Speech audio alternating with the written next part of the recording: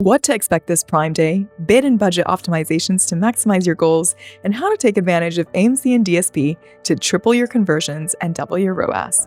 This and more on this week's episode of the AMPM Podcast. Hello, everybody, and welcome to the AMPM Podcast. My name is Shivali Patel, and I'll be your host. And this is the show where we discuss all things Amazon, TikTok Shop, and Walmart private label, and how to generate reoccurring revenue streams 24 hours a day during the AM and the PM, hence the name of the show. Get it? AM, PM Podcast. And as a matter of fact, this past weekend, I was in Frankfurt, Germany. And even though I was away celebrating a friend's birthday and meeting her baby for the first time, I was still making money online. How cool is that? Pretty cool, I think.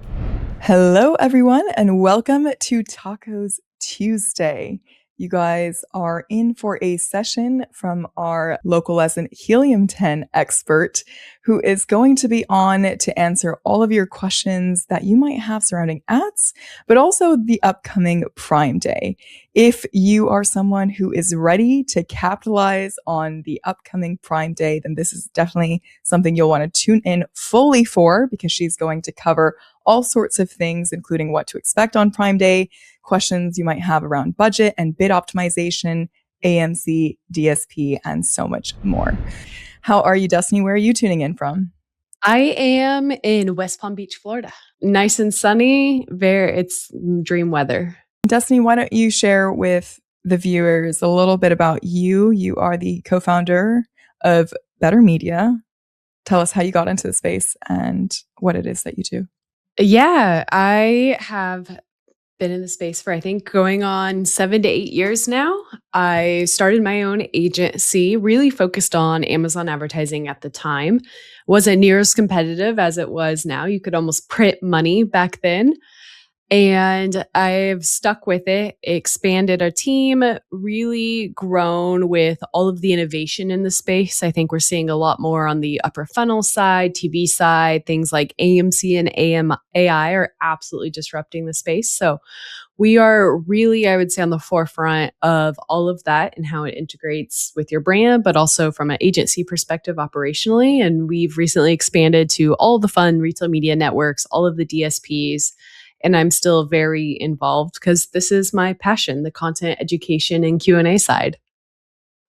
And you are the kind of person who helps people print money even now, because ads are so important. Marketing is so important in any business. Now, diving in here, there's really 3 key things that I want to cover that really needs to be kind of a checklist internally. First and foremost, your structure and audience. This is one of the biggest, most fundamental aspects of what's going to drive success for your Prime Day. Really around segmentation of your campaigns, which allows you for much better budget and bid management. And then also how Amazon is shifting from keywords to audience-based. Your creative playbook is a big one that we're going to dive into, and also creating demand. Now, first and foremost, this is the foundation we run for almost every single product or ASIN. Now, of course, this is going to depend on your budget and your tacos, goals, things like that. But for every single ASIN, we try to have campaigns that cover each of these strategies. We have awareness ones that are really focused on things like brand visibility, competitor targeting, things like that. We have ranking campaigns, which are solely focused on improving our BSR and total sales. We have efficiency campaigns that are really focused on driving the ROAS that we need to see. We have our brand defense campaigns. We have auto discovery campaigns. We continue to run these because Amazon does a lot of their beta testing within auto campaigns. We have our conquesting campaigns, which are focused on a specific competitor names. Within those campaigns and those strategies, we're going to typically expand across the majority of the ad types, our sponsored brands, sponsored products video, and then also sponsored display when applicable. And we are running all of these strategies in unique campaigns because that's what gives us the most control. So when we run one ASIN with all of these campaigns, and I have a day like Prime Day coming up, I have the most amount of control to say, what is my focus on Prime Day? Is it creating demand for my brand, driving a ton of traffic because I have a new product launch? Is it capturing demand that's already on the platform? This is typically more efficiency based. It's people that are already searching for my product. Is it retention? Is it focusing on subscribe and save customers, right? When I have my campaigns segmented in this fashion, this is a screenshot directly from our dashboard. I can sit down and say, I need to shift more budget into my ranking campaigns because I know I have a deal or discount and my product is going to convert better than the rest. Or maybe I'm not running any deal or discounts. Maybe I want to focus solely on having a low ACoS. I can shift my budget to all my efficiency campaigns, which are focused solely on the highest profitability campaigns. Your bid management is typically the highest correlation with your profitability or your overall ROAS and ACoS. So as you can see here, my efficiency campaigns have the lowest average CPC. The only goal of efficiency campaigns are efficiency. I create a very specific bid rule set for it. If you're utilizing Helium 10 ads, we have bid templates focused solely on things like efficiency. If it's a ranking campaign, it's going to be really aggressive bids because I'm focused solely on driving maximum amount of traffic to trigger a ranking improvement. If it's an auto campaign, it's going to be low bids because it's for discovery. If it's a branded campaign, it's usually going to be a lower bid because we're going to win those placements for cheaper since we have such high relevancy. It can be a little bit difficult operationally.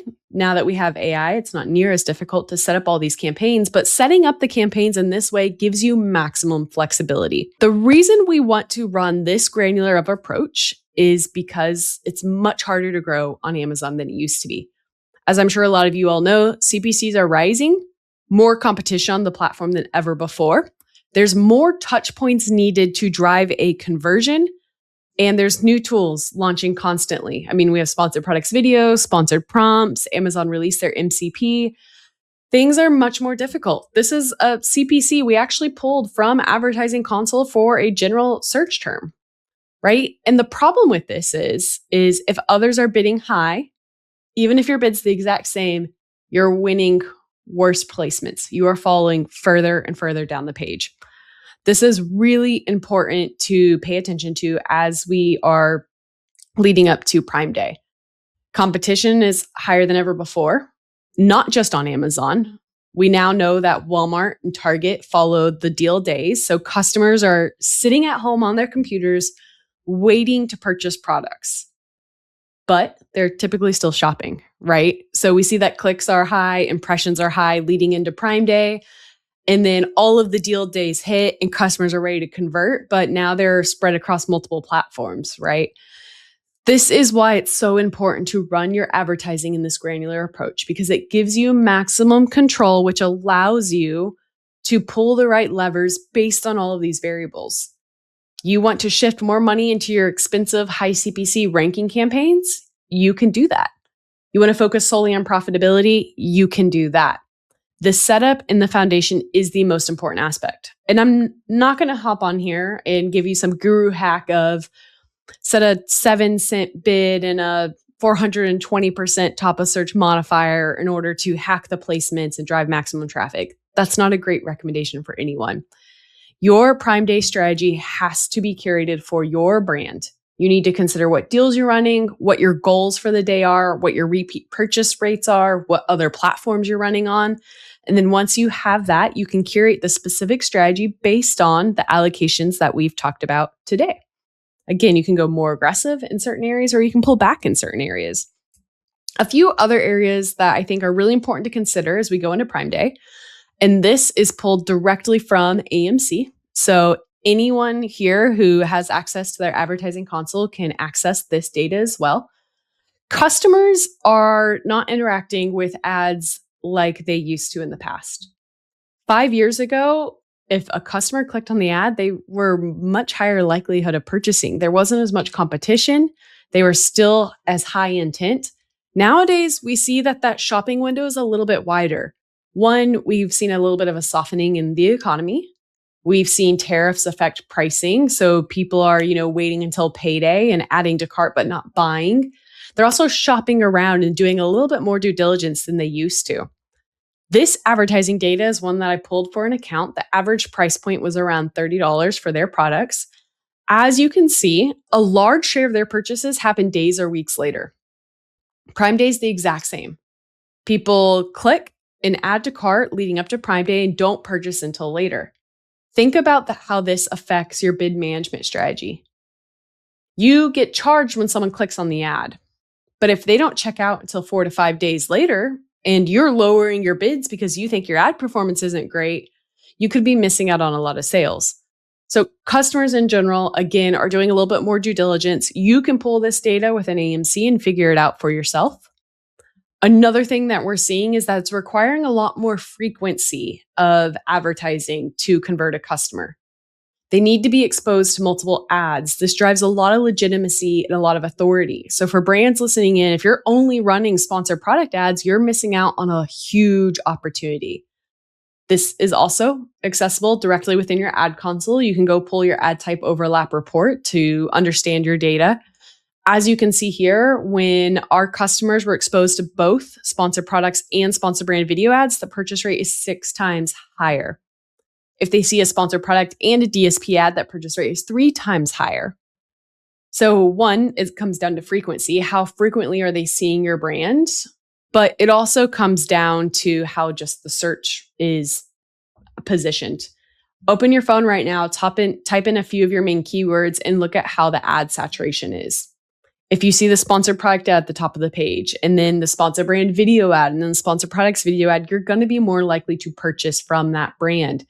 It's the exact same methodology as someone driving down the highway and seeing 7 billboards back to back to back.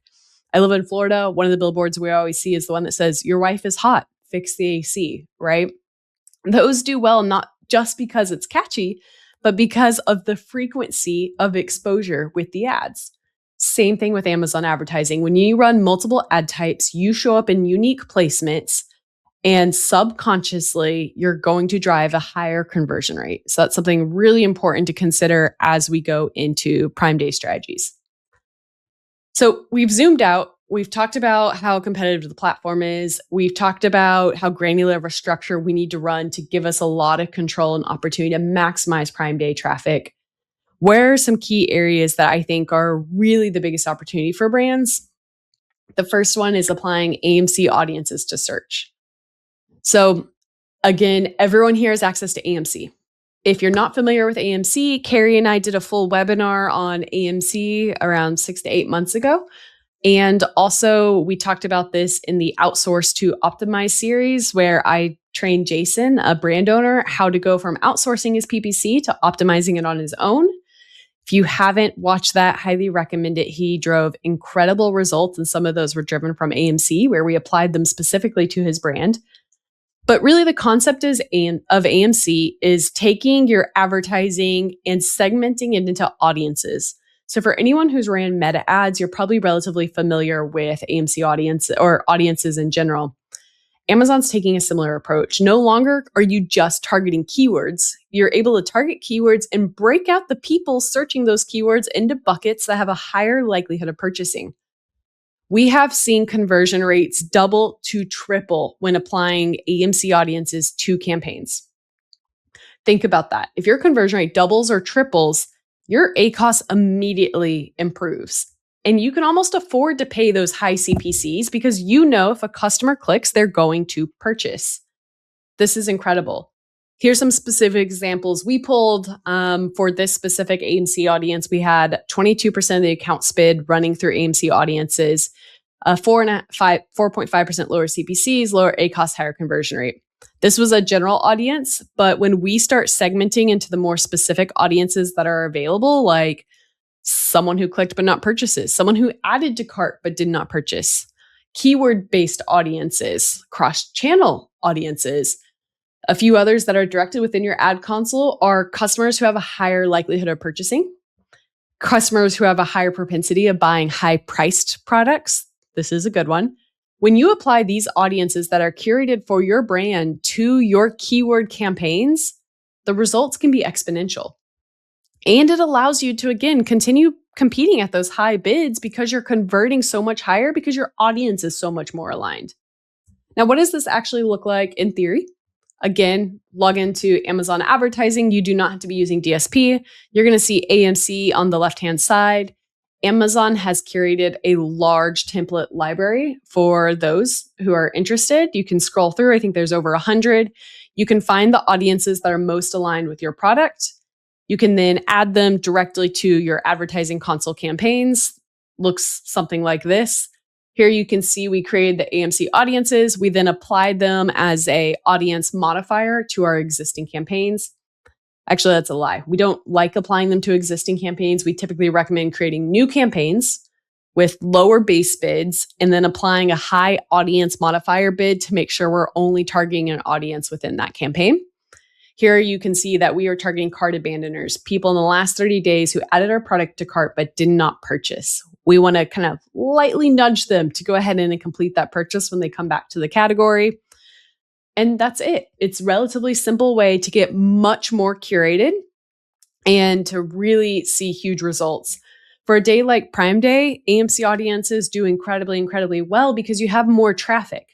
What's the problem with an audience? If your audience is too small, you're not going to drive any value. But when you have an audience that's like Prime Day specific, it's going to be much wider and you're going to have a much bigger opportunity of driving top line sales. So highly recommend applying AMC audiences. Highly recommend segmenting your campaigns in the way that we kind of showcased, and then allowing you to move your bids and budgets much more efficiently for Prime Day. Now, moving on to the second section, we're going to dive into creating demand. So for some brands, they're probably not going to be near as interested in this topic because maybe they like to just focus on PPC and bottom of the funnel. The problem with this strategy is everyone else is doing the same thing. When you type in protein on Amazon, you see a very large sponsored brand ad at the top of the page. You see 4 sponsored product ads, and then you see 3 organic placements. PPC is incredibly competitive. So one of the things we're really recommending our brands to do is create demand beforehand. If you're only running PPC ads, you are waiting for a customer to decide they want you and then come to the platform and buy. The problem is you're on a digital shelf with unlimited similar products. When we're moving upper funnel and we're pushing more into video ads or off-platform ads, what's happening is we're nudging a customer when they're not looking at 30 other competitors. We're kind of subtly showing up on their TV and saying, hey, you should buy our product. This has been probably one of the biggest growth drivers for a lot of our disruptor brands. Those who have incredible creative assets, which is now more than I would say those than don't have because of AI. We've seen the upper funnel initiatives drive the best top line sales increase because, again, you're getting in front of your customer before they even decide they need your product. One of the quotes that my team has thrown in is, I think that a lot of people are too focused on just advertising. They're too focused on ACOS and ROAS that they forget how to market their product, how to really convince their customers that their product is best. And one of the best ways we've seen to do this is really with, again, leaning into TV. Now, Amazon has sponsored TV directly in Ad Console. I don't think it does near as well as what streaming TV does, and that's something that you can access through DSP.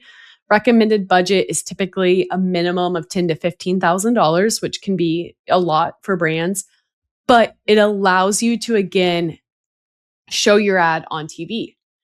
TV has always been a huge opportunity for brands. I think we all, grew up with the infomercials that we can still repeat in our head. What makes streaming TV better is you can apply the audience insights that Amazon has to target the right customers. So imagine being able to target every single house in Texas that has kittens with your cat food. That is the opportunity that's available. And then you can tie that back to your Amazon PPC as well. And with AMC, you can say, hey, if they watch my TV ad, I want to bid more on this keyword to make sure that I'm then closing the loop and driving the conversion. This is one of, again, the biggest unlocks for our brands when they get to that $500,000 a month revenue phase. It's getting in front of their customers early. This is the competitive advantage. Again, if you wait for someone to go to Amazon and type in cat food, you're being compared to every other product on the shelf. If you show them your ad on TV while they're sitting at home, they're not seeing all the other products on the shelf. They're really locked in on your product. And then you can do something as simple as add a QR code to immediately check out. So it's still a lot more disruptive than what we've seen in the past. Now, yes, great in theory, but what are the results? This is something we always get. I thought this was an interesting screenshot from one of our brands where you can see the branded conversion rate before and after a streaming TV launch. So a pretty large jump in conversion rate, pretty large jump in sessions, but then look at that search volume. So customers actually started searching for our products on Amazon, which gave us a huge competitive advantage. I think everyone here knows that their branded terms are going to convert much better than their non-branded. That's what TV can do for you. Now, another area we're highly recommend brands lean into, not as upper funnel, but still attention grabbing, is things like sponsored prompts.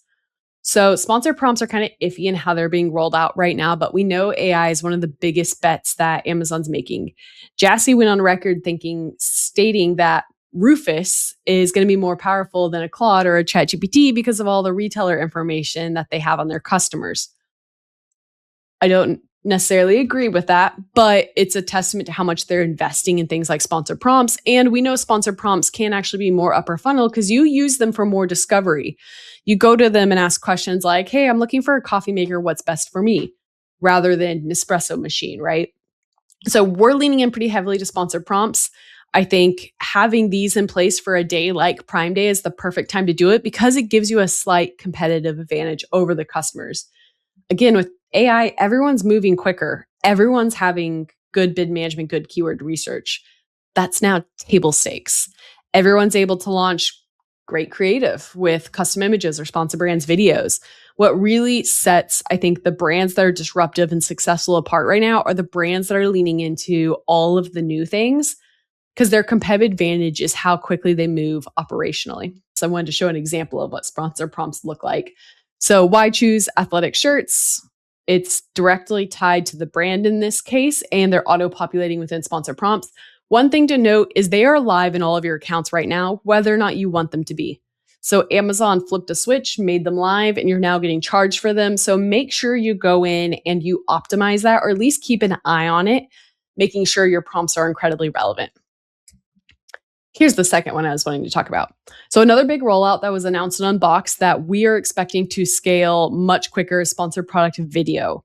So sponsored product video shows up directly within the search results. It shows up similar to a sponsored brand video, but it's more interactive. So that's an easy ad type that you can scale out utilizing the video assets you already have that can give you quite a competitive advantage because it is winning unique inventory on the page. It shows up within the full page of your mobile phone. So you're scrolling, you see the key product, and then you see the whole video asset.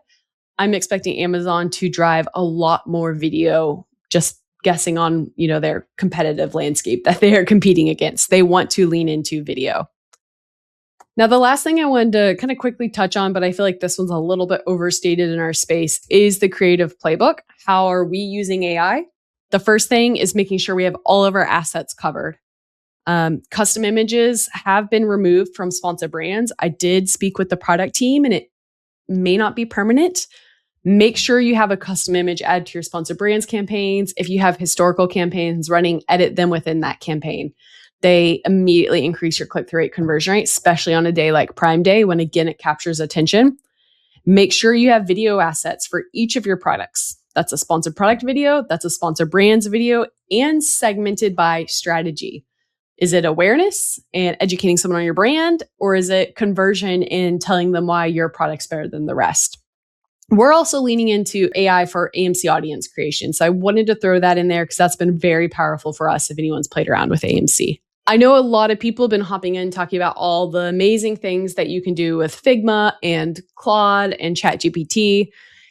If you don't feel competent utilizing those tools, AI Creative Studio from Amazon is actually a really good solution.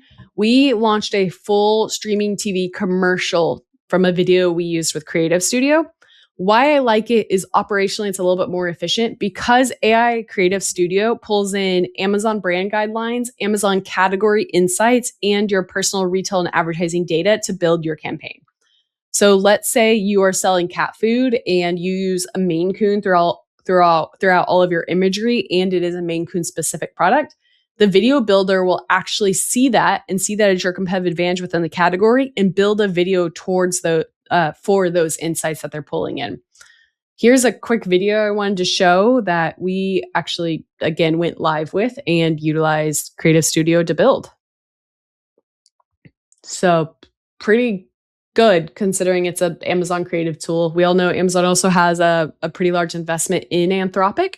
So you can only assume these things are going to continue to scale out and be much better. So really no excuse not to be using video AI to build your assets. If you don't think that the output is good, it's typically more so due to the prompting than anything else, or you have to get creative with it. Maybe you should use a cartoon because you don't like how AI humans look. Things along those lines can be really powerful for brands. The last thing I was going to say is I wanted to use this screenshot with the custom image at the top of the page, and then also, again, showcase the sponsored products that's standing out. Good creative is fundamental to amazing Amazon advertising, especially on Prime Day. Again, Amazon's doing all of the hard work and bringing customers to the platform. Your job is to get them to convert. So leaning into creative assets has probably been one of our biggest competitive advantages. We see sponsor brands driving over 20% of advertising sales for a lot of our brands. That's across both headline ads and video ads. DSPs typically another 10 to 15%. It is the best way to stand on the page, and we're still seeing a ton of people underutilizing them. And again, if you're struggling with the setup because it looks relatively complex, Jason and I did a step-by-step walkthrough on the Outsourced Optimized webinar. And as a brand owner, he saw the flow that I recommend, where we leaned into more creative, where we backed off and focused on like carousels. All of that's discussed in the videos. So hopefully this helps. And that's all I have today for Prime Day. Starting off with our first question, we've got one from Jennifer here, who says, our brand just launched on Amazon and we launched our first campaigns with sponsored product. We'll start iterating and launch on SBV hopefully soon. Do you think AMC is also good for new advertisers or better after gathering more data with sponsored product and sponsored brand? Great question. So I do think AMC is a major competitive advantage for new brands because it allows you to get a little bit more specific with your audience. Sometimes your conversion rate is a little bit low as a new brand. Maybe you don't have as many reviews or loyalty, things like that. That being said, you do need 2,000 unique users that have interacted with an ad in order to launch a successful AMC campaign. So if you're very early stages and you don't have a ton of data, you're not going to be able to go live with it. But it should be fine because if you can go live, it's going to be really, really powerful. I didn't give a lot of context on this presentation because I went a little bit, broader. But we like to create new campaigns for AMC audiences. So let's say I'm launching and targeting the word protein. I'll have my general protein campaign and keyword running, but then I'll create a new one for AMC just in case it doesn't trigger. So that way I'm still winning traffic on my regular keyword, but I also have an AMC audience applied that is going to kick in kind of as a backup. Aiden asks, seeing that AMC audiences are used for bid increases, what are the recommended uses of these bid increases for advertisers sensitive to bid levels? Should overall bids decrease in order to compensate for the AMC boosted bids? Great question. That's exactly how I look at it. Now, again, I don't like applying AMC audiences to all of my existing campaigns. I don't want to skew the data, right? Once you're applying an audience, it gets a little tricky because the bid boost only applies when the audience is searching. So it can skew with your other bid management. So I create new campaigns named AMC audiences within the campaign name so I can filter by them. I set incredibly low base bids, like 20 to 30 cent base bids. And then I put a high modifier just for that audience, especially if it's a conversion focused audience. That way, what I can do is make sure that I'm really not bidding high enough to trigger an ad for any of my general keywords. I'm only triggering the ad for the AMC audience, which has the incredibly high bid boost. And what about for those folks who have got maybe a lower priced product? How would you narrow the focus to the primary ad strategies needed if your products are lower in cost, maybe saying average 15 to 20 bucks and you need efficiency to be profitable and you're in a highly niche category? Highly niche is difficult because sometimes you don't have as much traffic inherently coming into the category, so you have to go broader with your terms. I don't know if that's your case, but it can be like a fine balance. Really, you're having to focus on efficiency, but I find that really focusing on video as well can do incredibly well. So all of the ad types do well for a low price product. It's really your bidding strategy that's different. You cannot afford to bid near as much as your competitors. So you have to focus on a low bid. AMC, again, probably going to be a good thing for you. But at the end of the day, it's the same thing, just different margins. It's different math that you're playing with. All the ad types will do well, different math on the bid budget side. Would ask if you have a high repeat purchase rate. That's something that we see frequently with the low price point product. If you have a high repeat purchase rate, then you can sometimes go a little bit more aggressive than what you realize because you're actually doing the math for how many times someone continues to come back. We've got a question from Anthony, which is, how do you typically value the lead-in and out period and change strategy to maintain relevancy when you expect competitors to stay aggressive after the event? Great question. Lead-in period is typically when we go most aggressive with our awareness strategies, whether it's streaming TV or video or sponsor brand custom image, which has been weirdly, deprecated. I don't know. Those are the ones that we want to go very aggressive on because we do see that traffic stays incredibly high. Sales do not. We know customers are adding to cart and still shopping. So lead in is really where I don't have perfect allocations in front of me, but we go pretty heavy. I would say 20 to 30% of our budget on lead in. And then the days of Prime Day, of course, we continue to focus more on conversion. We shift a little bit of our budget to sponsored products and top of search. It's our high focus. And then lead out, we shift a decent amount of our budget to only DSP strategies. So something that we frequently see is like this Prime Day hangover where conversion rate drops quite a bit the week after and it takes a while. So I want to pull back on my top of search, my ranking strategies, because conversion rate's just lower. Instead, shift some of that budget into remarketing, whether it's sponsored display remarketing or DSP remarketing. That's our key focus. So anyone who clicked on an ad but maybe didn't purchase, anyone who clicked on an ad but did not purchase a competitor product, we're going to go really aggressive on. And that's usually 10 to 15% of our budget, while again, shifting all of our sponsored ads to more of a profitability ACoS ROAS focus. Do you have any recommendations on which days to push ad budget during the Prime Day event? I frequently see that the first day is still typically the highest. That being said, I mentioned the other retailers because they're really changing a lot of this. I mean, Amazon's moved up Prime Day out of nowhere. And if Walmart announces a deal day a week before on the same days, then traffic may be less. So you really kind of have to be flexible and look at what is the market doing? What is my audience doing? But at the end of the day, always go aggressive on the first day. Sometimes you can go more aggressive on the second to third day because your competitors maybe ran out of budget, but it's still a little bit of a gamble. We have someone who says, my brand is new. My question is which ad campaign I can build my BSR with and which ad campaign can give me sales in lower cost. Covered this a ton in Outsourced Optimized, very in-depth. And that slide I showcased with all of the different campaign types is probably one that you want to look into. If you're focused on BSR, then sponsor product, exact match, 4 to 5 keywords. Focus solely on the keywords in which you have a competitive advantage. Where are you converting better than the category? That is the best way to improve your BSR across the board. Ad campaigns for efficiency or lower cost. That's typically your long tail keywords that are less expensive. And you bid lower on them and figure out the bid that you can afford from a profitability ACoS ROAS math perspective. We have another question. I truly enjoy learning from this lady. She's got so much knowledge about ads. How can I contact her? Aww. So is there a good place to reach out to you? LinkedIn's probably the easiest place to shoot me a message, or company website, bettermedia.com. Amazing. Is there any last few words you'd like to impart on our viewers to get ready for Prime Day? Yeah, you have to create the strategy that's best for your brand. There is not a one size fits all solution. Someone could tell you that, again, a 7% ACoS is best for your brand or 12% tacos. At the end of the day, the brand owner really needs to come up with that strategy. And then you start looking at kind of the specifics behind it. Sorry, I got distracted by Anthony's question because it was a good question. We can cover that too.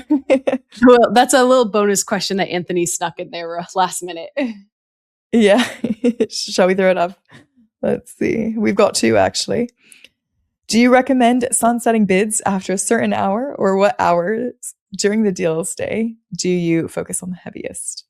I'm actually not a big fan of day parting, mainly because of that AMC data I showed you. I recommend pulling it for your own brand. Only, I think it was 20% of clicks purchased within the first 12 hours. So again, think about that. If you dive into your ad console and you see that everyone clicks at 8 a.m. but does not purchase, and you decide to lower your bids, you're just cutting off an opportunity to gather the clicks that may be purchasing later in the day. If you have access to Amazon Marketing Stream, the API, which you usually do through Helium 10, then I think you have more insights into how your ads perform throughout the day. But you can see that customers don't purchase in that way. They click in certain times and they purchase much later. So look at your AMC data first. The one caveat to that is sometimes bids and CPCs are much higher in the morning because everyone wants that morning traffic. So if you're really only focused on profitability and not customer conversion, then you can lower your bids in the morning and increase them a little bit at night. But again, that playing field has definitely been leveled because everyone is trying to make perfect bid optimization. But again, I focus on the customers first. Customers are not clicking on an ad and buying within an hour. Your AMC data will show you that. So you probably shouldn't optimize your bids in that way either. From Asim, who says, for a brand with zero historical data, should I use automatic campaigns to harvest keywords first or go straight to manual exact match to protect my budget? Great question. I would run your auto campaigns at very low bids and low budgets just to collect data, but Amazon typically goes a little bit more broad than what you would. If you're amazing at keyword research, like an absolute expert, then you can go straight into your exact match campaigns. But a lot of people aren't as good at keyword research as they think. Auto campaigns do really well. Amazon has more data about your customers than anyone else, and they're pretty good at aligning keywords and audiences. So I do like auto campaigns. And guys, if you have brands with really similar products out there, you can always do competitive research with Cerebro, Magnet as well. And then even actually going into our listing builder directly, you'll be able to see where your sources are coming from. Thank you for spending your time with us and sharing your knowledge. You guys, if you have any more questions that you think of now or later on, as Destaney said, you can reach out to her on LinkedIn as well and shoot away. With that, we wrap up this month's Tacos Tuesday. Thank you, Shivali.